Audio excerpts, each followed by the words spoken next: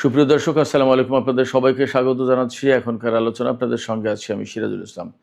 দর্শক, আজকেও সৌদি আরব, তুরস্ক এবং পাকিস্তানের মধ্যকার চুক্তি নিয়েই কথা বলবো। কারণ হচ্ছে এই চুক্তি এমন একটা পরিস্থিতি তৈরি করেছে, তাতে মধ্যপ্রাচ্যের বর্তমান পরিস্থিতি আসলে কি, কোথায় যাচ্ছে, এই চুক্তির লক্ষ্য উদ্দেশ্য কি, কাকে টার্গেট করে এই চুক্তি করা হোক, এই চুক্তি আসলে কতটা কার্যকর হবে। সবচেয়ে বড় প্রশ্ন হচ্ছে, এই চুক্তির মধ্য দিয়ে কি আমেরিকাকে মধ্যপ্রাচ্য থেকে সরিয়ে দেওয়ার চেষ্টা করা হচ্ছে, নাকি চাপ কমানোর জন্য খানিকটা দায়ী দায়িত্ব ভাগ করে নিল সৌদি আরব, পাকিস্তান আর তুরস্ক। বলা হচ্ছে ইরানকে টার্গেট করে এই জোট গঠন করা হয়নি। তাহলে এখানেই প্রশ্ন আসছে, কেন এই ব্যাখ্যা দিতে হলো? দ্বিতীয়ত, এই জোট কি ইরানের কৌশলগত হিসাব নিকাশ আসলে বদলে দেবে কি না, এবং এই জোটে মিশর যোগ দিতে পারে, কিন্তু কিছু টেকনিক্যাল বিষয় নাকি সলভ করতে হবে। কি সেই টেকনিক্যাল বিষয়? এবং মিশর যদি যুক্ত হয়, তাহলে সাধারণ ডিফেন্স প্যাক্ট অর্থাৎ সাধারণ প্রতিরক্ষা চুক্তি বা নিরাপত্তা চুক্তি থেকে এটা কি রিজিওনাল মুসলিম অ্যালায়েন্স এই ধরনের কোনো কিছু গঠন হয়ে যাবে কি না? আর সবচেয়ে বড় প্রশ্ন আমার কাছে সেটা হচ্ছে, এই জোট আসলে ইসরায়েলের বিরুদ্ধে কোনো অবস্থান নেবে নাকি নেবে না? যদি মিশর যুক্ত হয়, তাহলে ইসরায়েলের যে গ্রেটার ইসরায়েল প্রতিষ্ঠার একটা প্রত্যাশা বা পরিকল্পনা ছিল, সেই পরিকল্পনা ঠেকানো কি এই জোটের উদ্দেশ্য কিনা? এই রকমের অনেক অনেক প্রশ্ন আছে। সহজে বলি, প্রশ্ন অনেক, জবাব কই।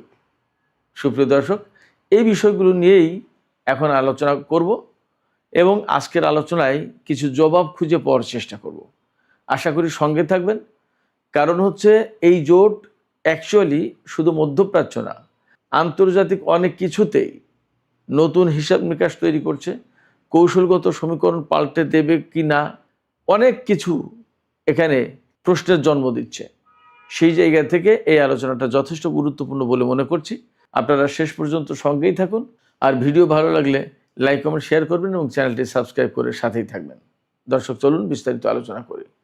প্রথম যে প্রশ্ন দিয়ে শুরু করেছিলাম, যে এই জোট আমেরিকাকে সরিয়ে দিচ্ছে কিনা মধ্যপ্রাচ্য থেকে, নাকি আমেরিকা যে দায়িত্ব পালন করে আসছিল এতদিন, তার কাঁধ থেকে তার বোঝা কিছুটা কমিয়ে দিয়ে সেই বোঝা তুরস্ক, পাকিস্তান এবং সৌদি আরব নেওয়ার চেষ্টা করছে। আসলে কোনটা? এখানে দুই অ্যাঙ্গেল থেকেই বিশ্লেষণ করা যেতে পারে। প্রশ্নের যেহেতু দুটো পার্ট, আমি দুটো অ্যাঙ্গেল থেকেই দুটো পার্ট আমি বিশ্লেষণ করার চেষ্টা করছি। প্রথম কথা হচ্ছে যে, এই জোট কি আমেরিকাকে মধ্যপ্রাচ্য থেকে সরিয়ে দেওয়ার চেষ্টা করছে কিনা, সেটা একটা প্রশ্ন। আমার কাছে মনে হয় যে খানিকটা সেই চেষ্টা করছে, এই কারণে যে এই যে ইরান, আমেরিকা, ইসরায়েলের যে যুদ্ধটা, সেই যুদ্ধে খুব বেসিক দুটো কাজ হয়েছে। একটা বিষয় হচ্ছে, সৌদি আরব থেকে শুরু করে এই আরব দেশগুলো, যে উপসাগরীয় যে আরব দেশগুলো, তাদের কারোরই অ্যাকচুয়ালি নিরাপত্তা দিতে পারেনি আমেরিকা। শুধু নিরাপত্তা দিতে পারেনি না, এই সমস্ত দেশে আমেরিকার যে ঘাঁটিগুলো ছিল, সেই ঘাঁটিগুলোই রক্ষা করতে পারেনি আমেরিকা। তাহলে সৌদি আরব এখানে পরিষ্কার বুঝেছে যে আমেরিকা নিরাপত্তা দিতে পারছে না। এটা গেলে একটা অংশ। আর একটা অংশ হচ্ছে যে, আরব দেশগুলোর উপরে যখন আরব দেশগুলো বিভিন্ন বিমানবন্দরে বা মার্কিন ঘাঁটিতে যেখানে যেখানে মার্কিন বিমান এ সমস্ত ছিল, সেখানে যখন ইরান একের পর এক ক্ষেপণাস্ত্র এবং ড্রোন হামলা চালিয়েছে, সেইগুলো রক্ষা যতটা করার চেষ্টা করেছে, তার চেয়ে সবার আগে ইসরায়েলের নিরাপত্তা রক্ষাটা আগে করেছে। এবং এই অঞ্চল থেকে কোনো কোনো সময় থার্ড পেট্রিয়ট সরিয়ে নিয়ে ইসরায়েলকে নিরাপত্তা দেওয়ার চেষ্টা করেছে। এবং সৌদি আরব বা আরব দেশগুলোর উপরে যে সমস্ত ক্ষেপণাস্ত্র বা ড্রোন ছুড়েছে ইরান, সেগুলো ঠেকানো চেয়ে ইসরায়েলকে লক্ষ্য করে যে সমস্ত ক্ষেপণাস্ত্র এবং ড্রোন ছুড়েছিল ইরান, সেইগুলোকে ঠেকানোর চেষ্টা করেছে বেশি। এগুলো চোখের সামনেই সৌদি আরব এবং অন্য আরব দেশগুলো দেখেছে। দেখার পরে এই জায়গা থেকে আমেরিকার উপর তাদের আস্থা কমে যাওয়াটা স্বাভাবিক।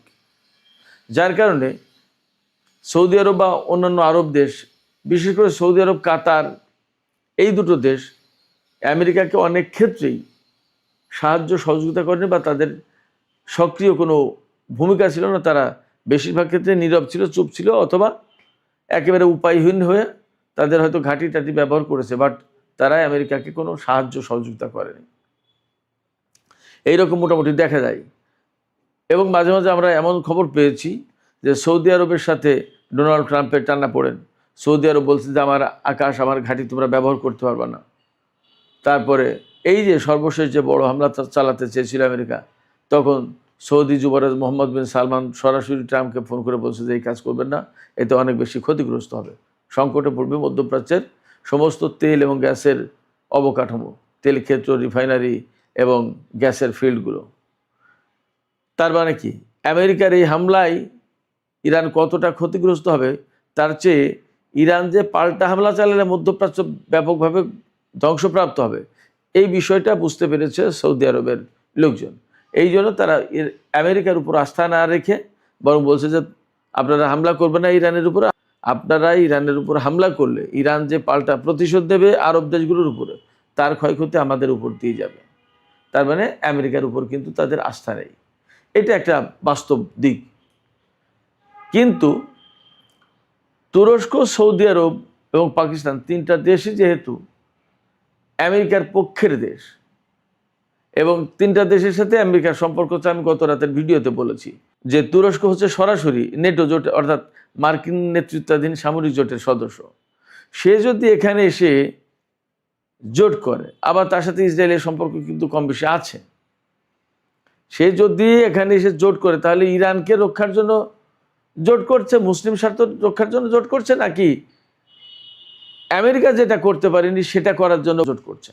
অর্থাৎ এখানে যেহেতু তিন দেশই মুসলিম দেশ এবং আঞ্চলিক দেশ, এরা যদি জোট করে তখন ইরানের পক্ষে এই সমস্ত জায়গায় যুদ্ধ করাটা কঠিন হয়ে যাবে, কারণ মুসলিম ভ্রাতৃঘাতী যুদ্ধ হিসেবে গণ্য হবে। আবার শিয়া সুন্নির একটা প্রশ্ন আসছে, এরকম অনেক হিসাব নিকাশ আছে। তাহলে আলটিমেটলি আমেরিকার স্বার্থ কিন্তু রক্ষা করে এই দিক দিয়ে। আসলে কোনটা, অনেক অনেক অস্পষ্টতা আছে, অনেক প্রশ্ন আছে এই সব জায়গায়। এরপরে আমরা যদি দ্বিতীয় পয়েন্ট নিয়ে আলোচনা করি, ইরানকে টার্গেট না করেও কি ইরানের যে কৌশলগত একটা শক্তিমত্তা বা তার যে অবস্থান ছিল বা আছে, সেইটাকে দুর্বল করার চেষ্টা করবে এই জোট, সেটা কি না? প্রথম প্রশ্ন হচ্ছে যে তুরস্কের পররাষ্ট্রমন্ত্রী হাকান ফিদান তিনি বলেছেন সরাসরি যে আমরা ইরানকে টার্গেট করে এই জোট গঠন করিনি। এই কথার ভেতরেই সবচেয়ে বড় প্রশ্ন রয়েছে যে তাকে এই কথা কেন বলতে হচ্ছে যে ইরানকে টার্গেট করে আমরা করিনি, এই কথা কেন বলতে হলো? তার মানে ভেতরে কি কোনো কিন্তু আছে, কোনো কিছু লুকানো আছে কিনা, সেই প্রশ্ন কিন্তু অনেক বড় প্রশ্ন। অর্থাৎ আপনি যখন ব্যাখ্যা দিচ্ছেন তখন কিন্তু আপনার ব্যাখ্যার প্রয়োজনীয়তা কি, কেন আপনি ব্যাখ্যা দিলেন, সেই প্রশ্নই কিন্তু উঠে আসে যে আপনি কেন বলছেন এটা। আপনার কাছে তো জানতে চায়নি কেউ যে এটা ইরানকে লক্ষ্য করে কিনা, বা ইরান তো বলেননি যে আমাকে লক্ষ্য করে তোমরা এই জোট করলে, তাহলে আপনি কেন বলছেন যে ইরানকে লক্ষ্য করে না? এই প্রশ্ন কিন্তু অনেক বড় প্রশ্ন। তো সেই জায়গা থেকে প্রশ্ন হচ্ছে যে এই জোট ইরানের কৌশলগত হিসাব নিকাশ বদলে দেবে কিনা। ইরানের কৌশলগত হিসাব নিকাশটা কি? ইরানের কৌশলগত হিসাব নিকাশ হচ্ছে হরমুজ প্রণালী কন্ট্রোল করা, তারপরে আঞ্চলিক পর্যায়ে ইরান যে একটা বড় শক্তি হিসেবে উঠে দাঁড়ালো এটাকে ঠিকমতো প্রতিষ্ঠা করা, আঞ্চলিক পর্যায়ে যে সমস্ত প্রক্সি ফোর্স আছে বা প্রতিরোধকামী সংগঠনগুলো আছে সেগুলোর সাথে ইরানের সম্পর্ক যথেষ্ট। এখন এই প্রক্সি ফোর্সগুলোকে কিন্তু আমেরিকা এতদিন ধরে ডিসম্যান্টেল করার চেষ্টা করেছে, ধ্বংস করার চেষ্টা করেছে, ইসরায়েল ধ্বংস করার চেষ্টা করেছে, এদের উপরে নিষেধাজ্ঞা আরোপ করেছে, এদেরকে সন্ত্রাসী সংগঠন বলেছে, কিন্তু ইরান এদের সাথে সম্পর্ক মেনটেন করেই চলেছে। এবং এখন তারা কিন্তু আঞ্চলিক পর্যায়ে বেশ ভালো শক্তি, ইসরায়েলের সাথে আমেরিকার সাথে কম বেশি টুকটাক যুদ্ধ করেছে। এই পর্যায়ে এসে ইয়েমেনের সাথে যে যুদ্ধটা সৌদি আরবের বর্তমানে চলছে, এর ভেতরে ইরাকের রেজিস্ট্যান্স ফোর্সের উপরে কিন্তু সৌদি আরব হামলা চালিয়েছে। সৌদি আরব হামলা চালানোর পরে ইরাকের রেজিস্ট্যান্স ফোর্স এবং ইয়েমেন তারা পরিকল্পনা করেছিল যে অ্যাট এ টাইম তারা দুই পাশটা সৌদি আরবের উপর হামলা চালাবে, কিন্তু কোনো না কোনো কারণে হামলাটা বন্ধ করেছে। হয়তোবা ইরান অনুরোধ করেছে যে এখন না, এই জোট গঠন আমরা তাদের সাথে বোঝাপড়া করি কিভাবে কি করতে চাই, কি বিষয়। কিন্তু ফ্যাক্ট হচ্ছে কি, যে প্রতিরোধকামী সংগঠনগুলোর বিরুদ্ধে এতদিন যুদ্ধ করেছে ইসরায়েল এবং আমেরিকা, সেই প্রতিরোধকামী সংগঠনগুলোর বিরুদ্ধে এখন সরাসরি সৌদি আরব যুদ্ধ করবে বা হামলা চালিয়েছে, তো হামলা চালিয়েছে, এখন যদি তারা পাল্টা হামলা চালায় তাহলে তুরস্ক এবং পাকিস্তান তো তাদের বিরুদ্ধে সৌদি আরবের সাথে মিলে হামলা চালাবে। তাহলে আঞ্চলিক পর্যায়ে ইরান এতদিন যে নার্সিং করলো বা সম্পর্ক বা সাপোর্ট দিয়ে এই সমস্ত সংগঠনগুলোকে বেশ খাড়া করে তোলার জন্য চেষ্টা করলো, সেই চেষ্টায় কি এখন পানি ঢেলে দেবে সৌদি আরব, পাকিস্তান এবং তুরস্ক? এই প্রশ্ন কিন্তু আসছে। যে কাজ করে খুব বেশি সফল হতে পারেনি আমেরিকা এবং ইসরায়েল, সেই কাজ কি এখন আমেরিকা বা ইসরায়েল তুরস্ক, পাকিস্তান এবং সৌদি আরবকে দিয়ে করাচ্ছে কিনা, সেটা কিন্তু একটা বড় প্রশ্ন। এরপরে আরেকটা প্রশ্ন, তুরস্কের পররাষ্ট্রমন্ত্রী হাকান ফিদান বলেছেন যে মিশর এই জোটে যোগ দেবে এবং আমরা তাকে কার্যত বা ন্যাচারালি আমাদের সদস্য বলেই মনে করছি। কিছু সামান্য টেকনিক্যাল ইস্যু আছে, এই ইস্যুসগুলো সলভ হলে আমরা তুরস্ককে নিয়ে নেব এবং তুরস্ক জোটে যোগ দেবে। এখানে বেশ কয়েকটা প্রশ্ন আছে। এখানে হাকান ফিদান সাংবাদিকদের বলেছেন, বা আল জাজিরায়, ডনে, বিভিন্ন জায়গায় রিপোর্ট হয়েছে যে 3টা দেশ এর ফাউন্ডার সদস্য হিসেবে থাকতে চাচ্ছে। সেই 3টা দেশকে তুরস্ক, সৌদি আরব এবং পাকিস্তান। এখানে সৌদি আরবের বিপুল অর্থ আছে, তুরস্কের আছে টেকনোলজি, আর পাকিস্তানের আছে বিশাল সামরিক বাহিনী, পরমাণু শক্তি এবং সম্ভবত ভালো ইঞ্জিনিয়ারিং সিস্টেম। তো এই জায়গায় এদের মাতবর হবে কে, সেটা কিন্তু একটা প্রশ্ন। নেতাকে, আমি সে প্রশ্ন তুলেছিলাম যে জোট যে গঠন হচ্ছে তা এদের নেতা হবে কে। আমি একটা কথা আমি আপনাদেরকে বলে রাখি, সৌদি আরব তার নেতৃত্ব সহজে কারোর হাতে ছেড়ে দিতে চাইবে না। আবার এরদোগান কিন্তু যথেষ্ট নেতৃত্বের প্রত্যাশা এবং নেতৃত্ব দিতে চায়, এবং সব জায়গায় কিন্তু তার একটা নেতৃত্ব থাকবে। সব জায়গায় এরদোগান আছেন এরকম একটা ভাব কিন্তু থাকতে হয়। মুসলিম বিশ্বের তিনি নেতা, এরকম একটা ফ্লেভার বহু বছর ধরে তিনি প্রতিষ্ঠার চেষ্টা করে আসছেন। সেক্ষেত্রে এই জায়গায় একটা বড় ব্যাপার আছে যে নেতাকে। এই যে জোট গঠন হলো, তাদের সচিবালয় থাকবে, সেক্রেটারিয়েট থাকবে সৌদি আরবে, এবং কমিটি থাকবে। এই জোট পরিচালনা কমিটি থাকবে। একটা কমিটি হবে পররাষ্ট্রমন্ত্রীদের কমিটি, একটা কমিটি হবে প্রতিরক্ষা মন্ত্রীদের কমিটি, আর একটা কমিটি হবে সামরিক বাহিনীর প্রধান বা সশস্ত্র বাহিনীর প্রধান, তাদের একটা কমিটি। তো এখানে মাতবার হবে কে এবং কার প্রভাব বেশি থাকবে, সেটা কিন্তু একটা গুরুত্বপূর্ণ ব্যাপার। তো সেই জায়গা থেকে এই যে 3 দেশ, এরা নিজেদেরকে আপাতত প্রতিষ্ঠাতা সদস্য হিসেবে নিজেদেরকে প্রতিষ্ঠা করলো। এইবার এই 3 দেশের অনুমোদনে বাকিরা সব সদস্য হিসেবে আসতে পারবে। তো মিশরকেও মেইনলি এই 3 দেশের অনুমোদন ক্রমে এই জোটে যোগ দিতে হবে। একটা কথা আমি আপনাদেরকে বলি, মিশরের সাথে কিন্তু বিশেষ করে এরদোগান সরকারের সম্পর্ক অনেকদিন ধরেই ভালো ছিল না। আবার সৌদি আরবের সাথেও কিন্তু একই অবস্থা ছিল। তারপরেও এখন 2 দেশের সাথে সম্পর্ক করেছে।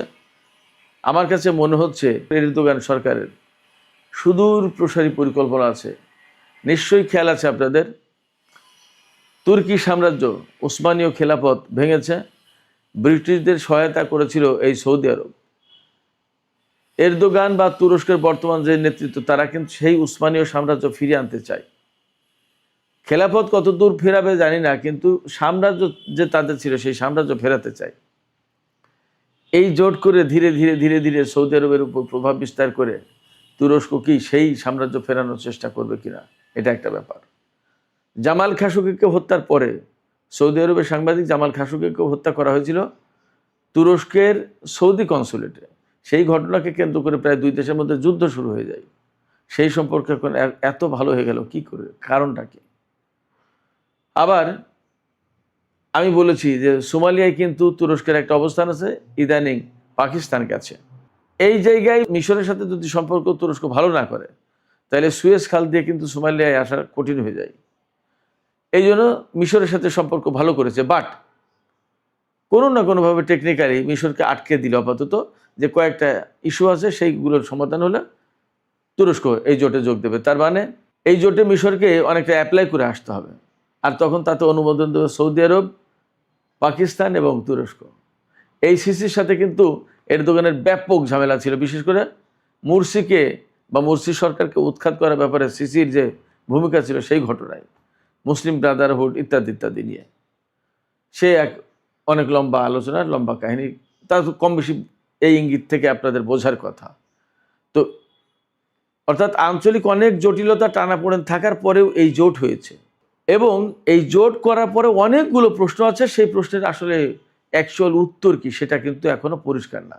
এই জায়গায় হাকান ফিদান তুর্কি পররাষ্ট্রমন্ত্রী বেশ কিছু বিষয় পরিষ্কার করেছেন, আমি আপনাদেরকে কিছু কিছু জানাই।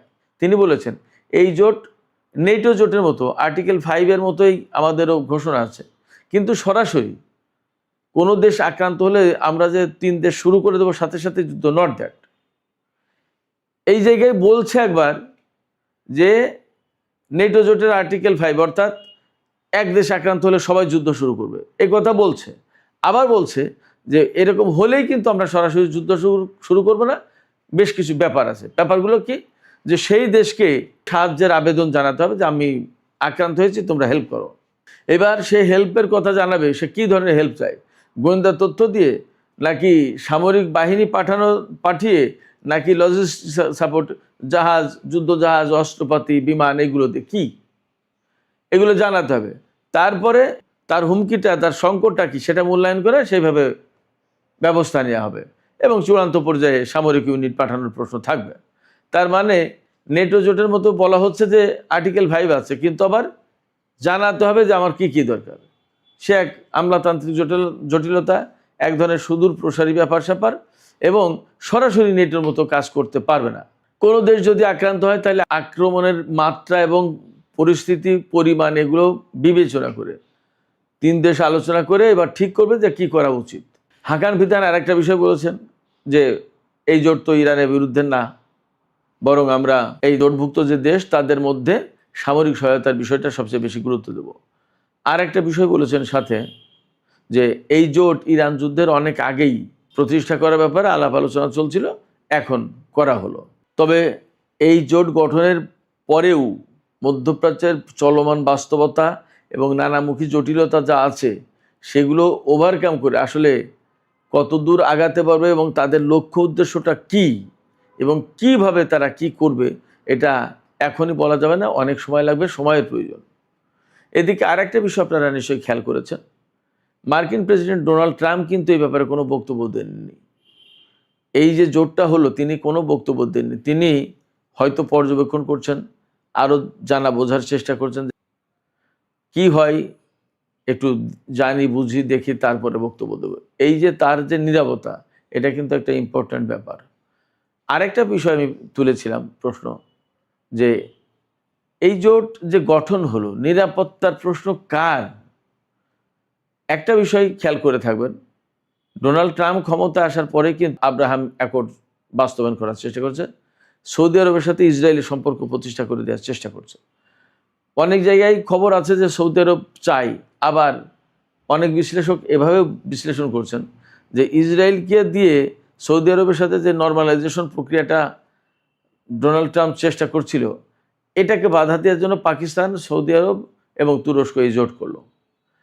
ব্যাপারটা যদি তাই হয় এবং মিশর যদি যুক্ত হয়, তাহলে কি ব্যাপারটা এই যে ইসরায়েলের যে প্রভাব প্রতিপত্তি মধ্যপ্রাচ্যে ছড়িয়ে পড়ছিল সেটা ঠেকানোর একটা চেষ্টা, নাকি গ্রেটার ইসরায়েল প্রতিষ্ঠা করতে চায়?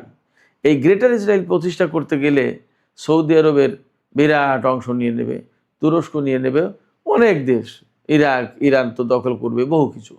তো সেই সংকট যাতে তৈরি না হয়, আগেই এই দেশগুলো কি, মিশর, তুরস্ক, সৌদি আরব, এরা কি ঠেকানোর চেষ্টায় এই জোট গঠন করলো? অ্যাকচুয়ালি কি? এরকম অনেক প্রশ্ন আছে। এই প্রশ্নগুলোর হয়তো কিছু বিশ্লেষণ আছে, কিন্তু অনেক প্রশ্নের জবাব নেই। আমাদেরকে এই সমস্ত প্রশ্নের জবাব পাওয়ার জন্য আরও অপেক্ষা করতে হবে, আরও ধৈর্য ধরে দেখতে হবে আসলে পরিস্থিতি কোথায় যাচ্ছে। তবে একথা বলি যে এই জোট আলটিমেটলি ইরান এবং তার যে সমস্ত মিত্র সংগঠনগুলো মধ্যপ্রাচ্যে আছে তাদের জন্য নিশ্চয়ই একটা ঝামেলার কারণ হবে এবং তাদের জন্য সংকট সৃষ্টি করবে। তাতে তুর্কি পররাষ্ট্রমন্ত্রী যাই বলুন না কেন, তিনি যতই বলুন যে ইরানকে টার্গেট করে নয়, কিন্তু ইরানকে টার্গেট করে না হলেও ইরান সমর্থিত যে সমস্ত প্রক্সি ফোর্স মিডল ইস্টে আছে তাদের জন্য এই জোট সংকট তৈরি করবে, আপাতত এটা বলা যাচ্ছে। সুপ্রিয় দর্শক, এখনকার আলোচনা এখানে শেষ করতে চাইছি। আলোচনা শেষের আগে আপনাদের মতামত জানতে চাই, আপনারা কি মনে করেন? তুরস্কের পররাষ্ট্রমন্ত্রী হাকান ফিদান বলছেন যে ইরানকে টার্গেট করে এই জোট নয়।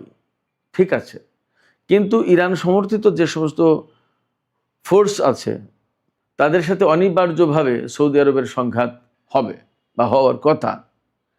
তাহলে সেই সমস্ত প্রক্সি ফোর্সের জন্য কি এই জোট ঝামেলার কারণ, সংকটের কারণ হবে না? তাহলে বৃহত্তর পরিসরে তো ইরানের জন্যই একটা সংকটের কারণ হয়, তাই নয় কি? আপনাদের মতামত জানিয়ে কমেন্টে লিখতে পারেন। আর ভিডিও ভালো লাগলে লাইক, কমেন্ট, শেয়ার করবেন এবং চ্যানেলটি সাবস্ক্রাইব করে সাথেই থাকবেন। দর্শক, আপনাদের সবাইকে অনেক অনেক ধন্যবাদ। আল্লাহ হাফেজ।